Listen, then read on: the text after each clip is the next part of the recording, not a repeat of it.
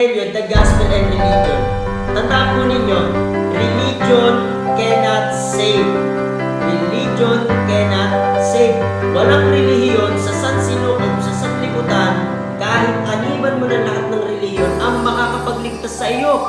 Only Christ Jesus saves. Si Kristo Jesus lamang ang tagapagligtas. Wala nang iba. Sa silong ng langit, sa aklat ng mga gawa, 4:12, walang pangalan o kapangyarihan na ipinagkaloob sa sangkatauhan na sukat nating ikaliligtas, kundi sa pangalan ng Panginoong Kristo Jesus. Siya lamang ang tagapagligtas.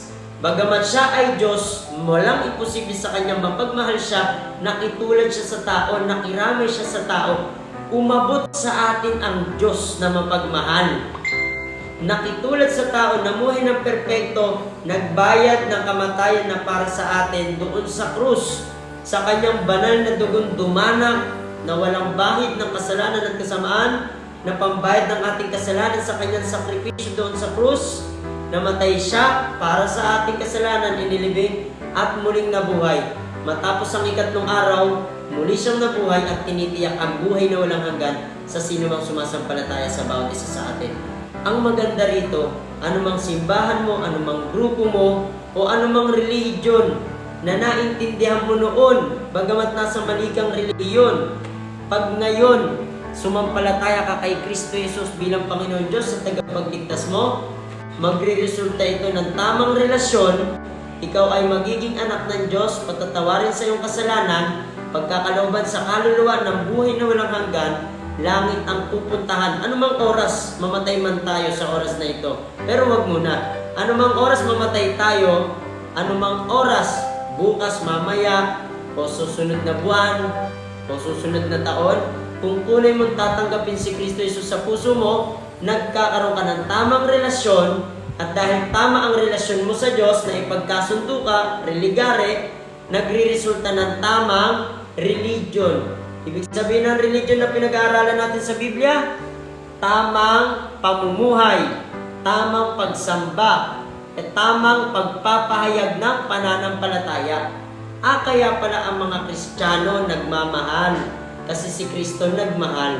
Kaya pala ang mga Kristiyano hindi gumaganti ng masama sa masasama, kasi si Kristo ay hindi gumanti ng masama sa masasama.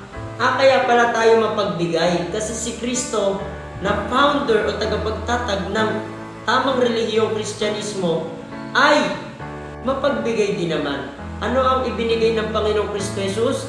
Ibinigay niya ang kanyang buhay para sa atin, na sa kanyang kamatayan magkaroon tayo ng buhay na walang hanggan.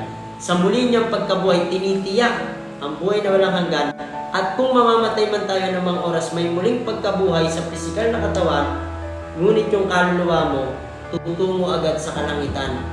Napakaganda na malaman mo yung tunay na kaligtasan sa pamamagitan hindi ng relihiyon, kundi sa pamamagitan ni Kristo Jesus.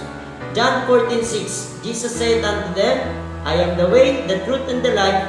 No man cometh to the Father but by me. Sabi ng Panginoong Kristo Jesus. Only Christ Jesus saves. Kaya kahit anong relihiyon, hindi yan ang makapagliligtas sa iyo. Si Kristo Jesus. Siya na nabayubay doon sa krus, Diyos na nagkatawang tao, ang may kakayanang magligtas sa ating kaluluwa.